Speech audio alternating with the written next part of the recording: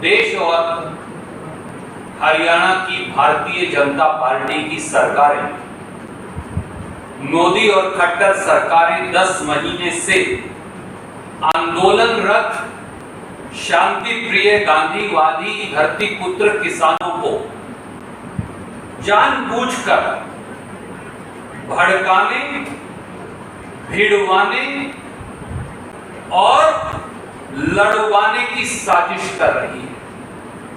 मैं फिर दोहराता हूं, मोदी और खट्टर सरकारें पिछले 10 महीनों से लगातार जानबूझकर गांधीवादी तरीके से शांति प्रिय आंदोलन कर रहे किसान भाइयों को भड़काने, भिड़वाने और लड़वाने की साजिश कर रही है।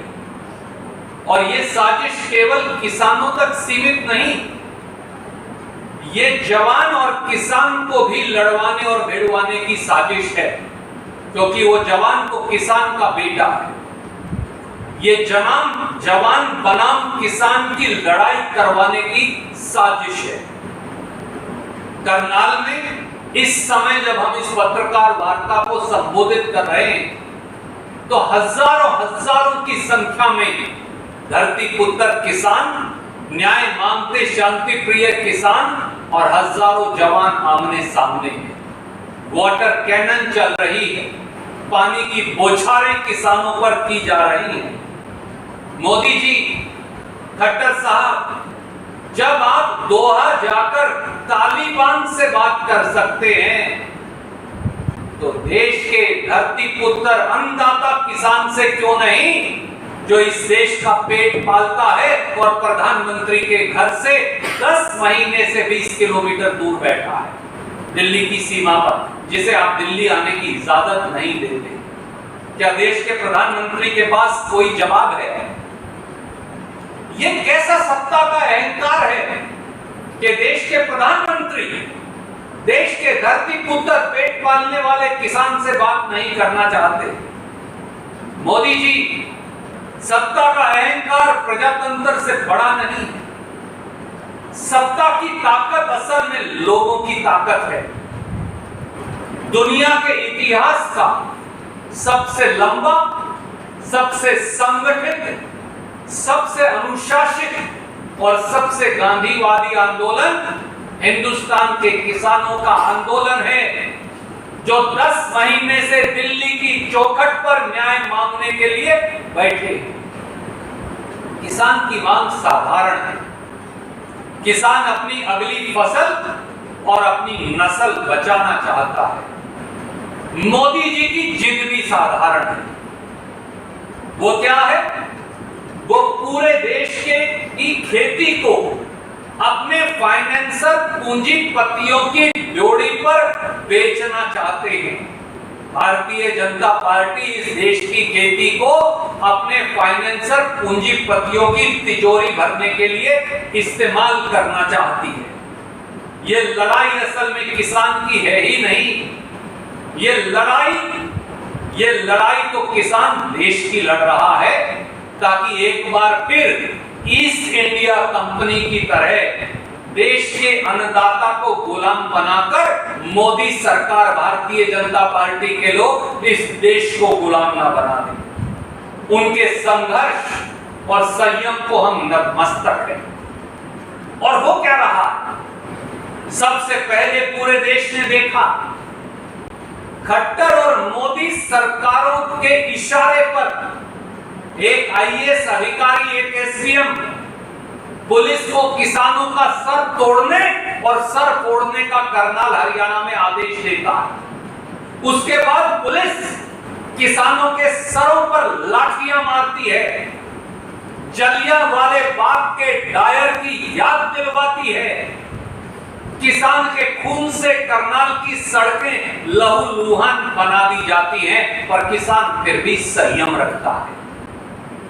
किसान उसके बाद मुजफ्फरनगर में किसान महापंचायत बुलाता है और इस देश का किसान इकट्ठा होकर मोदी, योगी और खट्टर सरकारों को कहता है कि इन अधिकारियों के खिलाफ कार्रवाई कीजिए।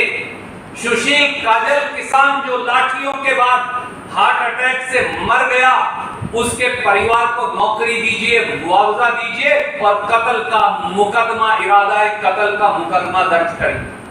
किसान बाकायदा 3 दिन का समय मोदी खट्टर सरकारों को देता है। और आज एक किसान महापंचायत करनाल हरियाणा में बुलाता है। सुबह से हजारों किसान इकट्ठे हैं, गांधीवादी तरीके से प्रदर्शन कर रहे हैं।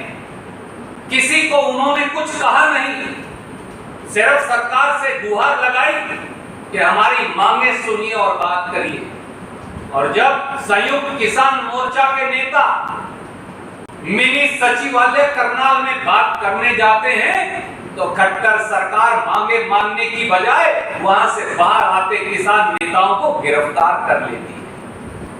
क्या ये सरकार का रवैया आपको तरीका हो सकता है कि पहले वार्तालाप के लिए बुलाओ और फिर गिरफ्तार कर दो और बाद में घबराकर उनको छोड़ दिया जाता है? और अब हजारों किसानों, अन्नदाताओं, धरती पुत्रों का हजूम करनाल के मिनी सचिवालय की ओर शांति प्रिय तरीके से शहर से चला जाता। एक दुकानदार ने दुकान बंद नहीं की, एक रेडी वाले हमारे भाई ने अपनी रेडी हटाई नहीं, एक व्यक्ति को यातायात में व्यवधान डाला नहीं। शांति प्रिय गांधीवादी तरीके से किसान सचिवालय पर पहुंच गए और वहां एक बार फिर मिट्टी के बड़े बड़े ट्रक खड़े करवाकर, रास्ते में अवरोधन डलवाकर खट्टर और मोदी सरकारें पैरामिलिट्री की 10-10 कंपनियां लगाकर एक बार फिर किसानों का रास्ता रोके खड़ी है। और अब जब किसान सचिवालय पहुंच गया तो आप उस पर वाटर कैनन चलवाते हैं। इन सब के बावजूद भी मैं किसान भाइयों को, हमारे धरती पुत्र भाइयों को, इस देश के अन्नदाता को उसके आगे नतमस्तक हूं कि उन्होंने फिर भी हाथ नहीं उठाया।